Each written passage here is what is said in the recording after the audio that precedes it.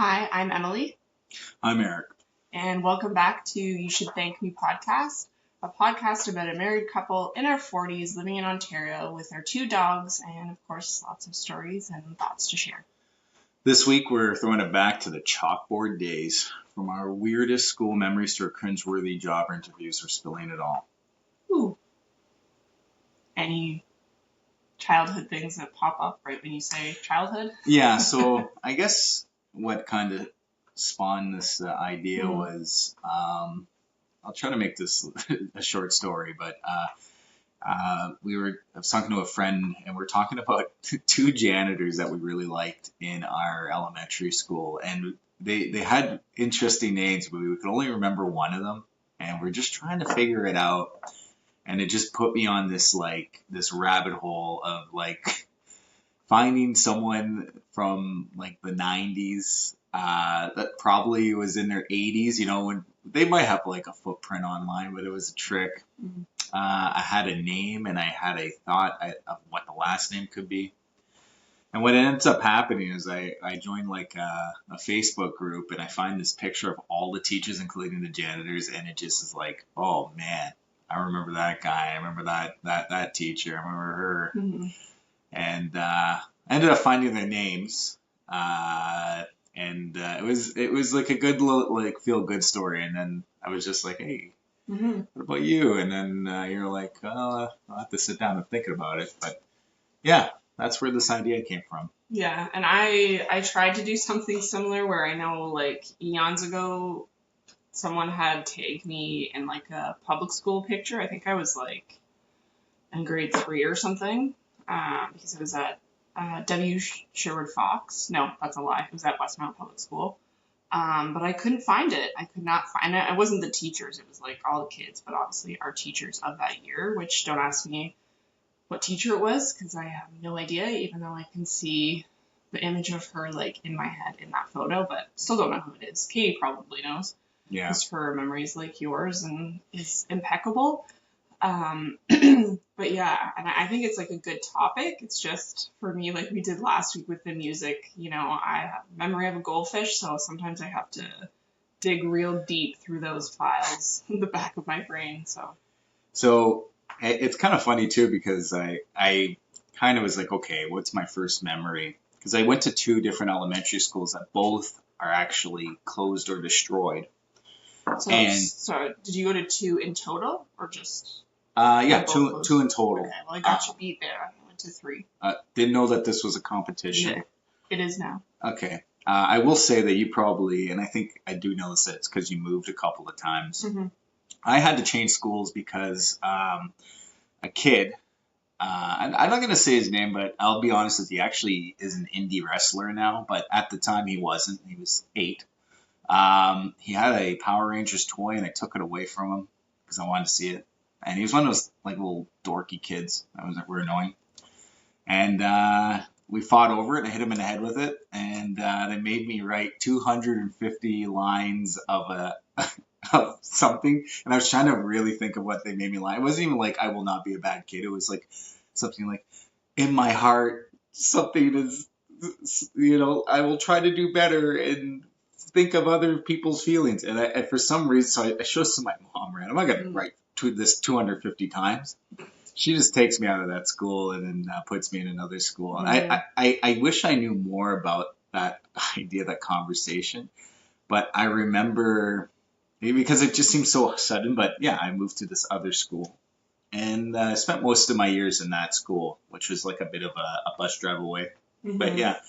And in that school, that's where I found the picture of everyone. A lot of good teachers, a couple of ones where I'm just oh man, I still get the ick when I see them, So yeah. I'm just trying to remember the public school that I went to when I was on the farm, and for some reason I'm drawing a real blank. Valley View.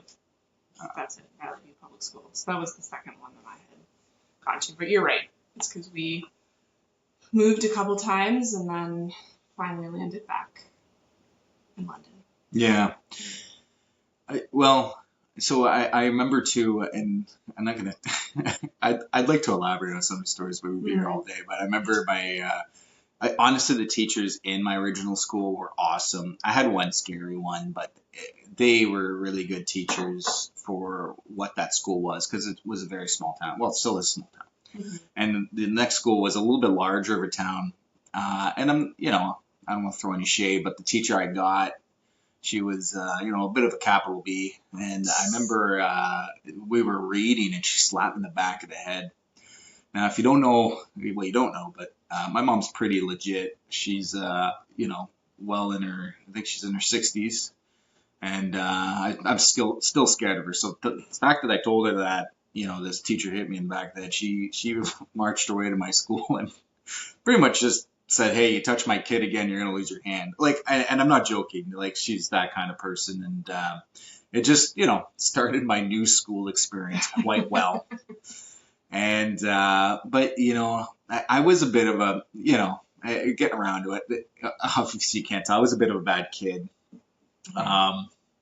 I really needed some help in the younger years because I just I used to get teased a lot, just like anyone does, and I just didn't have a really good outlet. And there's a couple teachers. There's this one teacher, Mrs. Jesseron, that I would visit her at recess because I had to, because I was a bad kid and getting suspended and stuff. And she and I would just talk, and there's something really like. It was funny. I saw a video of like just teachers today, like high-fiving kids and stuff, and like she never did that for me, but just like talking to someone and like them kind of putting their attention to you, treating you like an adult, and talking through things and saying, "Hey, I know that's what you did, but what about this next time? What were you feeling?" We all talk about it like nowadays with therapy and like it's pretty good for then, I would say. Yeah, and she was a lovely soul. Like some of these teachers, if I saw them tomorrow, like I'd hug them and lift them up because they were just so amazing. And, it's good too because I can think of more better teachers than bad teachers in my time. And I just think it's so easy to dunk on teachers nowadays. But like, just like, not to get into politics, just like politics, like if you can do the job better, go do it. You know what I mean? Like, it's so easy to criticize teachers nowadays. And even back then and even the time before us when they're using a ruler on our parents' hand. But like, I'm not saying you can't criticize them, but, try to walk in their shoes before you do. Yeah, well, and I obviously firmly stand behind that because one of my sisters is a teacher. And I think... A little bit of a bias. Yes, for sure. But I think that, I feel like she is to students what you're talking about. A lot of students is that sounds like she is that teacher that people remember and have such like a positive association with. And my sister does work in a little bit more of like a rougher school, but and they always come back and visit her and tell her like how good they're doing and how much like what she did for them meant to them. So I think it's good to have you have more positive teachers. I feel like that's, I don't know. I feel like that's a little bit more unheard of. Normally you have like bad teachers, right? Yeah, well, those are the ones I used to remember too. True. Right? I remember, and like not to go too off topic, but I remember running into this one teacher that my brother and I both had in high school. And I remember she did like home ec and art stuff and parenting and was never really my strong point. We'll get into our strong and weak points topic-wise, but I literally took a class because my brother was like, "You got to get her." And I took parenting and had, number one, the time of my life. I did so well. And I'm not to say like, parenting is easy. It's not. But the class was a hoot. And my brother and I ran into her randomly at like Harvey's years later. And like my brother was like broke down and cried because he was like, "It's like, if it wasn't for you, I would have never really, flexed my arm muscle." Like, he said something not like that, but like, you know what I mean? But he said something like, "I would never really believed in myself." And like, we pretty much like bear hugged her because we just, I never had that same kind of feeling for the same teacher. She was great, but like, my brother, even he, he's not the most like emotional guy. He just like, it was, it just like kind of goes that everyone has like maybe not everyone, but everyone generally has like a good teacher story, like one and maybe 5 or than bad teacher stories, but there's always like that one teacher you remember, right? Yeah, I think mine in public school, I don't remember too many of my teachers from basically like 12 and under Yeah. is where a lot of my childhood memories are, the distant memory. But I do remember in grade 7 when we had moved back to London. And so then I had started, I think, in October or something. So the school year had already started. I was in grade 7, which is like you're 13. 13-year-old girl, like it's just like literally the worst. Yeah. Or maybe 12. And I had always obviously like my family in general is very athletic. And I was always kind of like playing sports and soccer and horseback riding and whatever when I was a kid, but some of the first memories that I have is like playing volleyball at this school, and the volleyball teacher, the volleyball like coach rather, was also the geography teacher, and like I think maybe like my primary teacher when I first started, like in grade 7 at this school, Miss McGregor, and she was just so welcoming, and there was 2 twins that were also in my same grade, and she got these 2 twins to like show me around the school and made sure I was on the volleyball team and like basically any other sports team. Like the next year in grade 8, like I was on every single sports team because I wanted to win the athletic award, which side note I did. Still talking so this about is a it competition. Yeah. I just remember her just being so like warm and very intelligent, and obviously like a great coach and a great teacher, and that really like was kind of like I think the beginning of like my volleyball, the word's not career, my volleyball like involvement with volleyball, because I still play volleyball like to this day, like, and I consistently have played volleyball pretty much like every year of my life, like maybe for the last like I don't know how long ago was I 12? I don't know. 22 years ago? I don't even know. I'm bad at math. Something like that. Whatever. 25 years ago, like, I think I maybe took off, like, in total, probably, like, 4 years. Like, so, I've always consistently played. So she was kind of, like, my public school teacher. Kind of like your muse or something. Yeah. And I wouldn't say muse. But like it's kind of funny that because you're kind of going with your grade 7 teacher. Was she a grade 7 teacher? Or was she just like yeah, she was a grade 7 teacher too. Yeah, in grade 7, I had a good teacher, but kind of a similar story would be a guy that he kind of handled the basketball team, and I kind of had this sports itch probably a couple years prior, but my family's not really sports orientated. So I really never knew how to play basketball, I'd watched it, and the guy was like, "Hey, yeah, come join." And I was off. To be honest, I'm still awful to this day, but I was like, I didn't know what I was doing at all, and it was an embarrassing showing for me. I was athletic, but I just had no. It's also you're 13, you don't know how to move yet. You know what I mean? You're growing. You're kind of uncoordinated.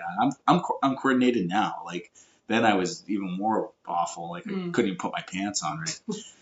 But I remember he took me in, and actually the friend that talked about the janitors took both of us in, and we weren't making the team. But he was like, "Look, if you practice over the summer, and like you show me that you improve, I'm committing to you that you will be on the team next year." And he's like, "I promise that." And he fulfilled his promise. Like I was more confident in the next year, and I was like, 5'11" then. Like I just had that big growth spurt. Yeah. And he always I couldn't shoot. I had to be right under the net. That was in my shooting range. But he was always just like, he's just like, you know who you are. He's like, get under the net and beat some kids up. That's what I would do. I would just be a maniac. I'd get fouls, and I was yelling at kids then. And it's kind of funny that, I always had that kind of attitude playing sports where I was just jawing at everybody. And, he loved it. His name was Mr. LaPointe. I found out a few years back he passed, and it was really, actually, that was probably a year ago. I remember going upstairs and telling you I was really kind of heartbroken, but it's just because yeah, you talk about people inspired by teachers, but even in sports, like it's the same thing. Like you have to find someone that is gonna make you grow. And Hmm. there's obviously you're at an age where I think you should help people grow on the things they want. I know when you get into your teens, further in your teens, that you want to train and you want to be like, this is how hard it is to be like the best. Mm. But like nobody's there yet in my head. But I digress. So. Yeah. And then what about in high school? Who was your one teacher? Um, Or none? Good, I mean. You don't have to get into that. that's a harder one. I certainly, no one really jumped out at me in high Hmm. school. Actually, no, that's incorrect. Honestly, the high school I went to, the English teachers, there was a couple of, guys that would go in and out here and there, but there's two women that were just the best. Hmm. And the one would take care of you from grade 9 to 11. And then the other one would take care of you like grade 12 to OAC. Hmm. And at lunch, they would go into a car and smoke cigarettes together. Nice. And they were just like, Maybe they were siblings too. nah, they were just super chill, man. And like, just like, again, like you can write whatever you want. Just, just make it make sense. Yeah. But yeah, Mrs. Emerton and Mrs. Strachey, they were beauts. Mm. Love them to death. It's funny because I was never really, when it came to school, I was never really bad at topics or subjects, Mm. but I was very uninterested. And if I had a good teacher, I had a good mark. If I had a bad teacher, I would just pass. Mm. And it didn't matter what the topic was, because math, I had this one teacher, didn't like him. Always got 50s or 60s. Failed me one year. I took summer school, got a 98. And then I would have another teacher, 80s, 90s, 95. And with these English, I would just go to these English classes because these people were so fun. And Yeah. I always did good in English, Yeah. even though maybe my grammar really sucks. I could write and I love poetry. I love doing Shakespeare with them. I love the books. They make us read A Clockwork Orange, Catcher in the Rye. Like it was always a fun time, and so I really would gravitate towards the English topics. Mm. Yeah, I think for me, the topic that I certainly struggled with the most was math. And there was a very supportive teacher there that I don't know if she would, I guess, maybe like stay after school. I don't know. I don't know how like if periods worked the same back then. I don't know, but she would certainly like I would be consistently like studying with her and trying to like understand like whatever chapter it was in math class. And that was like I think she was my grade 9, 10 teacher, like for obviously math. So that was Mrs. Dwyer. And then there's also was another Mrs. Dwyer who was the geography teacher. And she was our grade 9 teacher. And she also, funny enough, it's so hilarious. I never really thought about this, but she was also the volleyball coach. And that's actually, so this was grade 9, and that's actually how I met Pam, who's been like my long-term friend for like, I think it's like 25 years this year. Oh, Yeah, that's how Pam and I met, was on the volleyball team. And then I think maybe the next year we had geography class together as well. But yeah, it's just interesting that like volleyball seems to be this like connector for me, which once again, I didn't really put 2 and 2 together until now. But Mrs. Dwyer was just fun and yeah, I really more liked her from like the volleyball team perspective versus like like she was a good teacher, but obviously I kind of just more associate her with volleyball. And it's so hilarious to me looking back too. It's obviously when you're in grade 9 you're like what, like 14 or whatever. Yeah. And like I feel like I used to think that she was like old. And now that I look back, I'm like, she was probably like not even 30. Yeah. Or like she could have been like literally like 25. Like it's just wild to like think back to be like, now that I'm 40, like, I don't know, it's just so weird to be like, she was actually so young too. I mean, she was doing a great job, but yeah, anyways, that's kind of like my teacher more or less, was Mrs. Dwyer, kind of for the volleyball connection, and then the other Mrs. Dwyer for like the math Yeah. help.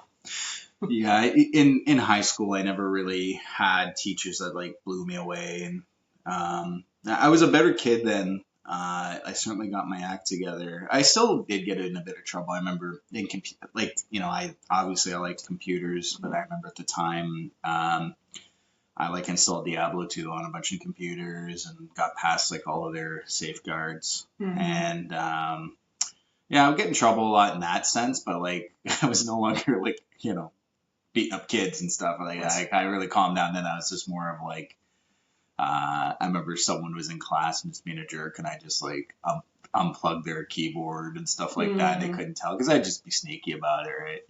Boys will be boys. Yeah. So yeah, I was obviously. I mean, I feel like if people know me, obviously I was like the little angel. yeah, student. I was just trying to think now. I'm like, I don't think I was ever sent to detention. I don't know. Not that I can recall, but like, I feel like my two older siblings was probably a little bit of a different, like they weren't troublemakers, but they certainly weren't the exact rule followers like me. It doesn't surprise me. I didn't know you back then, but that would have been my guess. Yeah. I do remember. So I got in a lot of trouble a lot of times, but I remember I was in detention with this one teacher, and I remember I played against him in spring league later that week, and he was basketball. Spring league basketball. Sounded like a video game. And he was so rude to me in detention. All I could think of was like, You're going down. I'm like foul him so hard in that next game, and I did. He was under the net, and I just jumped on his head essentially, and I just pulled him down. So I remember that was probably as mean as I would get is physical abuse in a basketball game against a teacher. But hey, I had a good time. Yeah. That's because of the time. I think everyone has hated high school. Yeah, I mean, I know a few people that are a little bit more kind of quote unquote neutral about it, where it's like there was good times and there was bad times, but like overall, it was fine. But I think, a big change too, obviously, like in high school was like starting to work and getting a new job. So I feel like that kind of started to have like an impact on like just like friendships and how much you could hang out and like how busy you were. But I mean, my first technical job was like babysitting across the street, but like to me that doesn't really count. I agree. But my first job was working for the City of London. You're looking at me as if you don't know this. No, I do know this. I do know this. It's just go okay. on. He just had a seemingly confused look on his face. Anyways, I worked at Storybook Gardens in the mini putt, like doing the little mini golf thing course that they had at Storybook Gardens, in London. And so that was kind of my first job, and it kind of like forayed into, then I worked like the carousel there, and then eventually, I know, very cute, innocent jobs when you think about it. They're going to give me the carousel next week, Dad. Yeah, big upgrade, apparently. I don't know. It's a very big merry-go-round. Yeah. So I was doing, and then after the carousel, like doing the carousel, like selling tickets and yada yada at the carousel, I was then thankfully transferred to the animal care, because there was sort of this like, doesn't exist anymore, but there was like a mini zoo that was at Storybook Gardens with like quite quote unquote like exotic animals, I guess. Definitely not native to Canada.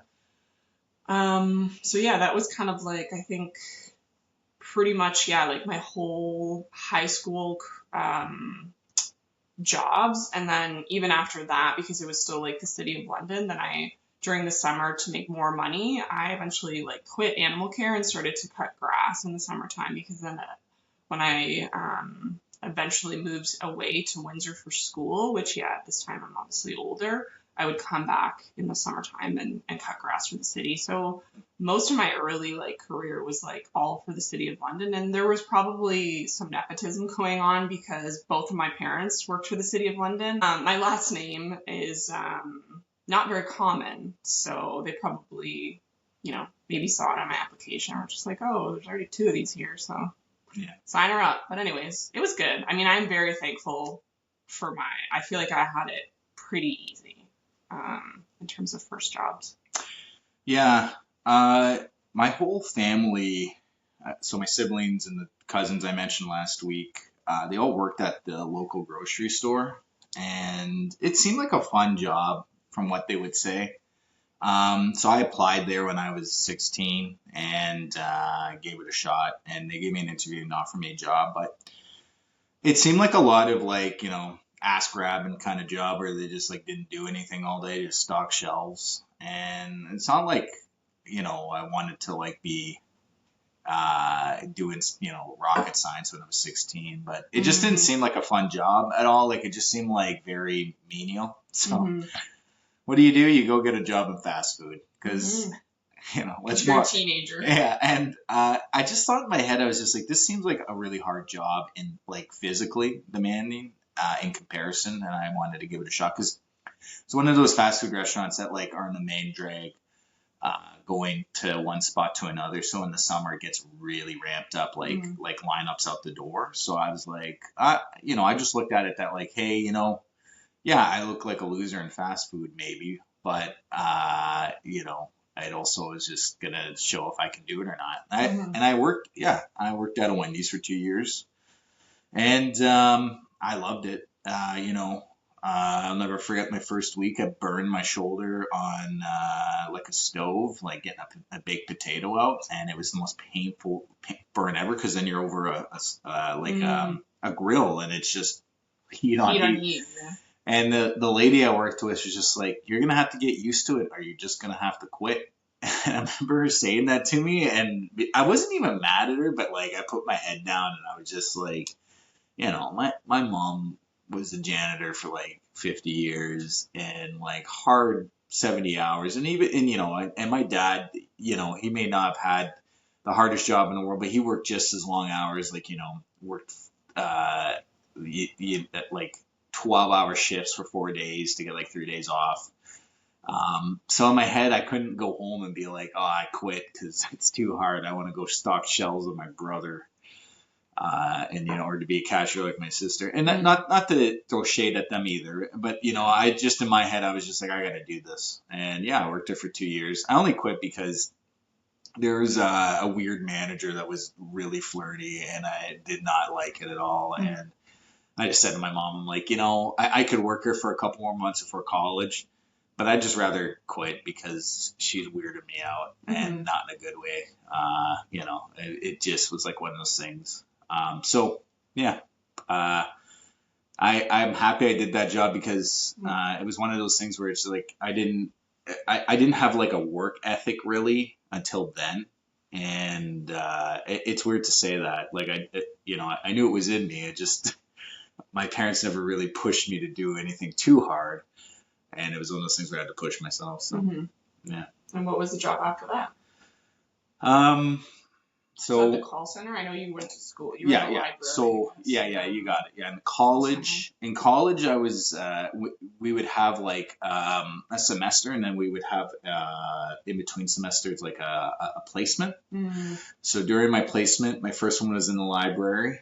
But I was like, I'm working in the library, not going to school, right? So it was like a very like 9 to 5 job. So I got a night job at a Williams coffee pub. And I had a third job. Oh yeah, and then I worked extra shifts at the library that were like non-computer related because one was computer related, and then I would be a page. So I kind of did double shifts in the library as different positions, and then this Williams Coffee Pub. And then after that placement was over, I still stayed on as a page, but very, very, very. What does a page mean? Person puts books away. Oh. I think it's like PAIGE. Something Cool. like that, yeah. And just like signs out books. I thought you meant you like paged people in the library. You know what? When they first gave me the job, I was just like, I don't remember having a page. I thought the same thing. But the lady who gave me the job was really sweet, and she obviously was like, hey, like we love you here. Let's Anyway, so then my next placement was with the military, and then I kind of dropped my Williams job, and just was the military and a page at night. So yeah. And then you graduated, obviously, and then you went back home. Well, back to Sudbury area, and then that's when you worked at the call center. Yeah, I worked at the call center for a while. It was a pretty dead end job in a way, but it was pretty good. Entertaining. It was good money. It was good money in the sense like when you're gonna work in that area, unless you have like a really big industry like a factory job, it's really hard to make money in that city. But it was a good job. And then at night, I got a job as a cook at a local bar. So I would Hmm. work in the morning and then I would go home for an hour and a half and then I would go back out to work. So I generally would do like an 8 a.m. to 4 p.m. and then I would do a 6 p.m. to 3 a.m. Mm. And I couldn't do that for too long. And then, yeah, I ended up moving like maybe a month and a half, 2 months later because I was very zombified. Hmm. So, yeah. Cool. And then probably from there you went to London. Yeah. Mm. Yeah. That's pretty much all the jobs I really want to talk about. Was there a job like now that we're at the age now? Is this kind of where you thought like the industry that you would be in? Yeah, actually, it's weird because, I took computers in college and it seemed like I wasn't really in that field too much afterwards. Mm. Like, I certainly, it would be like a secondary skill in the jobs that I would do, not necessarily a chef, but the call center. I ended up doing like second tier support for like a company in this call center, which was like a very specialized job. Hmm. And that's where my computer knowledge did come in handy, but it wasn't like I went to college to be in a call center, right? So Yeah. for a while was very, I don't know what the word is. Like I felt bad that I wasn't doing what I was supposed to be doing. But at the same time, it's always been my struggle, even today, where I have this job where I have like I do enjoy computers and I do enjoy the work, but a part of me is like, well, you should be outside doing something active, like chopping down a tree or something like that, or working something more Yeah. physical. Hmm. So yeah, I guess it always comes back to that thing where it's like I like doing new things, new skills that I never did, like the chef one. And I get it. Like some of these jobs anybody could do. And in my head in the future, I'm like, oh, it'd be cool to retire and like be a transport driver and just Hmm. watch the world, look at the world that way or something like that. Like Hmm. I like to do new things that aren't necessarily like, again, rocket science, but something I've never done before. So, yeah, I guess to go around your question, no, it's not necessarily where I thought it was, but it's not like I'm unhappy. I do like it, but sometimes, and I kind of said like when I was delivering food for a while, I was like, oh, I like this because it's something new, and it takes a lot of thought to be like, hey, it doesn't sound like it does, but like you don't want to mix your cold food with your hot food, and you think like that's Common sense. common sense, but there's reasons why you look at these apps and they're like, yeah, please don't spill the drinks. Please make sure you have a carrying case and like not just grab it out of the bag and like put it in your car. Hmm. Like you realize like there's just people that do the bare minimum that have a job, and it's just like, okay, well, Yeah. like, And I mean, I've never worked in like hospitality ever. yeah, So, I mean, obviously, like you say, like a lot of those things I think are common sense, but yeah, it was just never part of like my job or like career trajectory, which is, I feel like that's kind of an anomaly. Like, I feel like most people have worked like in one way or another in like hospitality, like worked as a bartender, worked at a restaurant, worked in fast food or Tim No, Hortons. I don't think so. Really? Yeah, I honestly, I've worked at a lot of, again, different places, and you'll be surprised how some people, and I think honestly it comes down to like you can see how people treat people in hospitality, Yeah. and that really it can go the other way. Like some people are like, I work in hospitality, I would never be like this, and like sure, there are people out there like that, but then there are people who just like treat them like they're slaves, and it's just so like upsetting because it's like you can tell they've never done it. They've never Yeah. delivered a dish and been on their feet for hours at a time. Mhm. And I'm not saying like poor hospitality, but like if you were in it or if you knew someone that was in it, you have a different opinion about it. Totally. And you can say that with anything. It's not just like, having a mom that was a janitor for 50 years. That's why when I respected the janitors at my elementary school, because I knew they had a hard job and they were like the coolest guys. Like they could be like just curmudgeons, but no, they were really nice.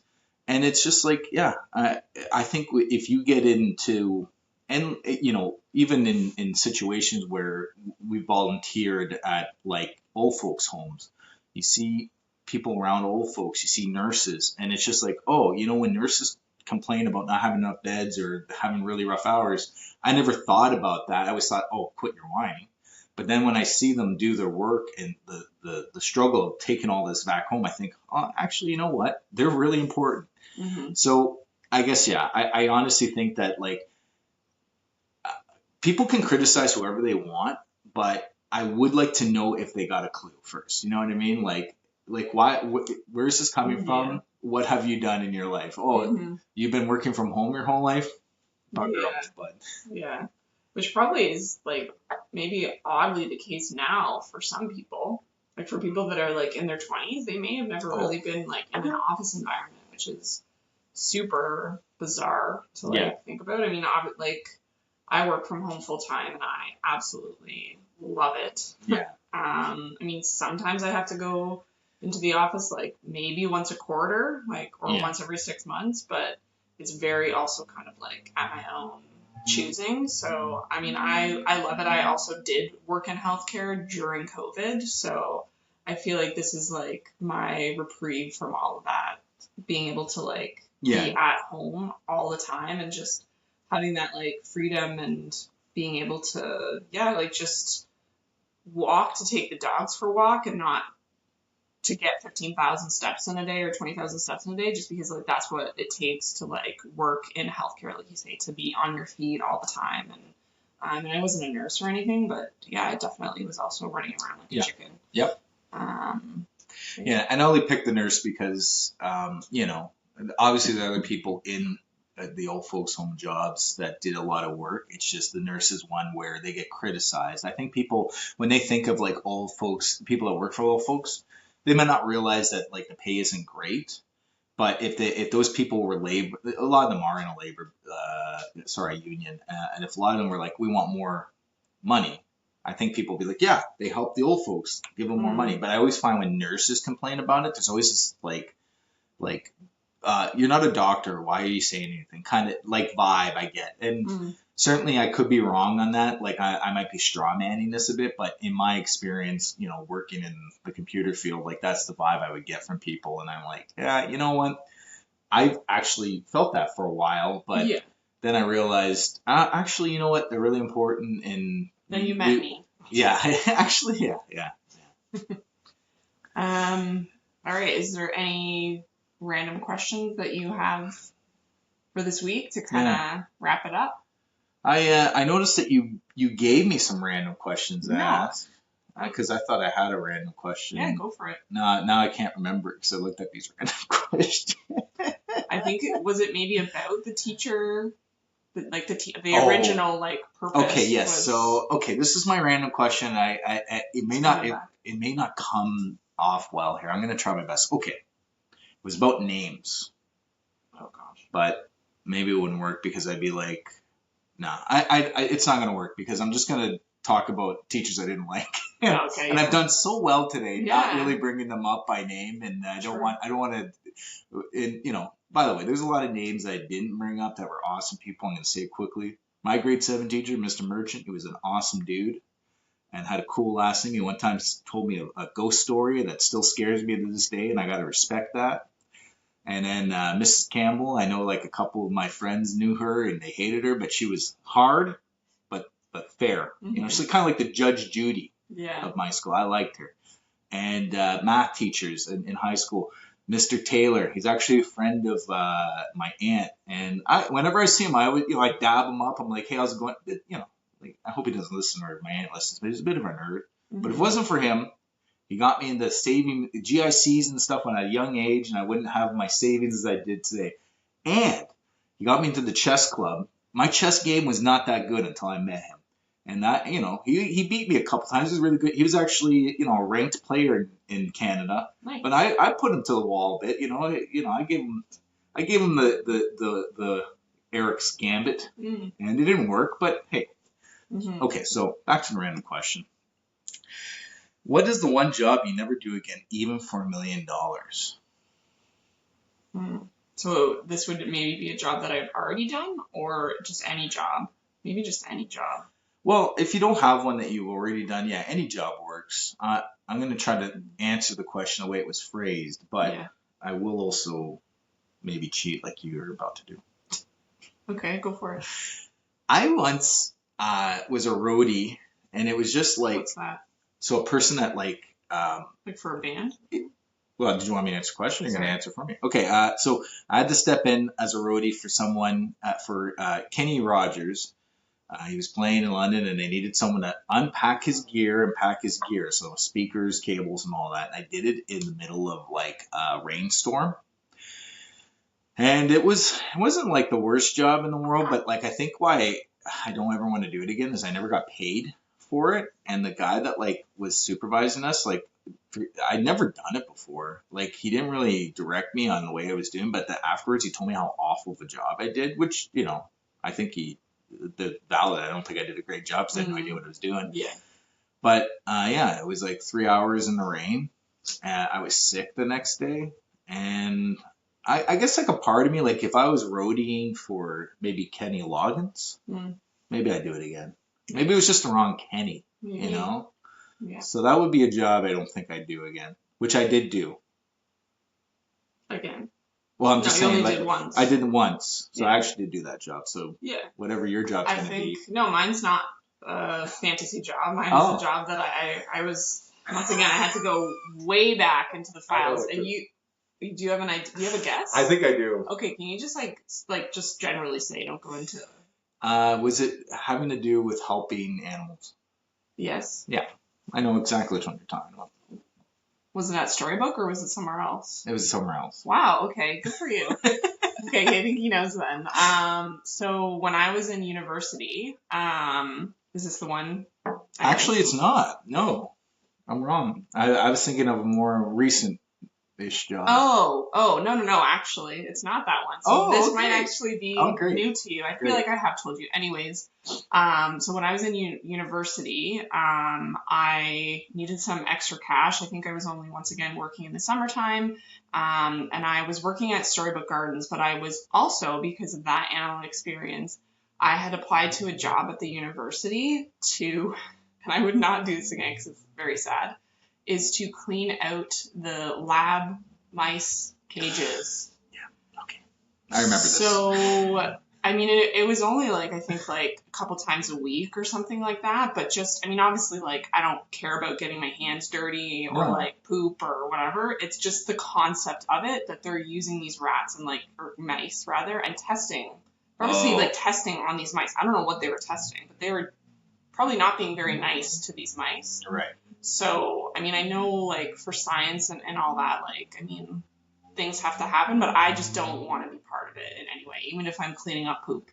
So that's probably a job that, like, I don't know. I guess maybe from my, like, value perspective, I just wouldn't want to do it again. And that's legit what it is, because when you would tell me stories on the farm where you would take care of horse, leftovers. So I know for a fact you're not someone with a squeamish stomach. It's more of like, and you've always been like that, where if a job is like kind of have like a dark thing to it, you're not a fan of it. But if you feel like you're doing something right in the world, like you will love that job, which is completely true. Yeah, which is and I do that now. Yeah. So part of my job is sort of not part of my whole.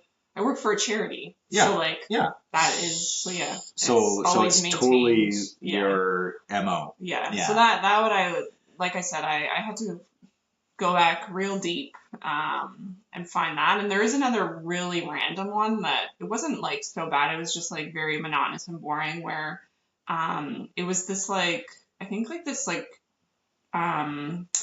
car parts or like this like shipping like center or something, also in London. I don't know if I've ever told you about this job. And their paperwork was like a mess. So I literally had to like go in and like just in their like folder room, like had to sort. That was like my job. I just had to like sort through all this like bullshit paperwork and make sure that like everything was like in the right spot, ordered in the right way, like yada yada. So that was just like, it was more just like very mundane. But it was just like a filler job because I think at that point I had actually graduated from university. I didn't know what my next move was. So I do remember one other job. It never really happened, but it almost happened. When I got my military placement, again, this was like a co-op through the college. I wasn't like, I was a civilian in the military. I know you guys think we're like, oh, was he in the army, the Canadian army? This guy must be tough. It wasn't that, but I remember when they were giving us, so I got the job and they took us on site and they were like handing out there was four of us and we're all going to be in a different part of the base. And they gave me the call center one and I was like, you could see in my face, my heart sunk because in my head, I'm like, I'm not going to I just worked at a library for like a year and no offense to library, it just wasn't that, it wasn't difficult. Like I'm teaching students how to use Excel. And I'm like, I'm in the military now, the Canadian military, which, I thought maybe we'd do something exciting. I'm going to be on a call. Like, it was like, but then, so they put me in this desk and I remember, I remember the guy that was helping, his name was Byron, which I was just like, what a dumb name. I was so mad. And everyone was dumb, And then the master corporal came in. He's like, do you really want to be here? And I'm like, no. And I think when he said that to me in my head, I thought, okay, I'm just going to quit this job. Like I was right there and he's like, well, I got another position for you. You're going to work with me. And they took me to this other part of the base and it was what I did, the placement. It was so fun. And I loved it. But I remember being like, it was the second where I was like, I'm going to quit a placement that pays. And generally in college, you don't get paid placement. But I was like, I'm not going to be on the phone. The irony is a year later, I was working at a call center. So, just kind of shows that like location. Sure. But I wouldn't do a call center job again. I just think people are too rude on the phone. And especially nowadays where you don't even know if the person on the phone is trying to scam you or not. Like, it's just like, no thanks. I'm done with that in my life. I've done enough. Yeah. So yeah. Cool. All right, well, I think that's this week's episode. Do we want to wrap up with a very quick, thank you of this week? Yeah, so this might not be huge, okay, but you did get me a jar of pickles. Wow. Zesty dill holes, as they say on the pickles. Mm-hmm. And people don't realize my love affair for a pickle. Mm-hmm. And yeah, I know that sounds small, but I had forgotten. And I ran out and I needed the pickle in order to finish a lot of my meals. Like, it's just like, it's kind of like the piece de resistance for everything I'm eating lately. Yeah. So you got me that. And yeah, again, it sounds small, but it was huge. It was like game winning. I was just like, oh man, I'm making this meal. Well, okay. Well, then can I like piggyback on that? Is that it was funny because you had forgotten to we both love pickles in this household. And you had forgotten to get yourself like the regular like dill pickles, but so then I bought you those pickles, but then I had forgotten that we were out of like deep fried pickles, which is the ones that I love. So it was hilarious because I had remembered to get your pickles, forgotten mine, and then the inverse happened to you where you were out, forgot to get your own pickles, but then got me deep fried pickles. Yeah. So this has just been like, a pickle happy house this week. Pickle section. And it's just, I think, just generally speaking, trying to think of one another like first. And, I think to be honest, like you do a lot better job at that. Like you think of me like a lot and do a lot for me. But I'm glad we both have our pickle quota for this week. Yeah. So again, it sounds ridiculous to you guys, but it's serious business over here. It is. That is very true. It is very serious. But yeah, thank you if you've listened up to this point. And we're excited to obviously have another episode in a week or so as well. Yeah. So send us any of your weirdest school or job stories, and if you want, maybe leave us a review. Yeah, and if there's something good in there, I'll certainly repeat it for next week. I'll be like, hey, cool guy 25 says, We'll do some shout outs. All right, well, thank you for hanging out with us, and see you next time on You Should Thank Me podcast. See ya.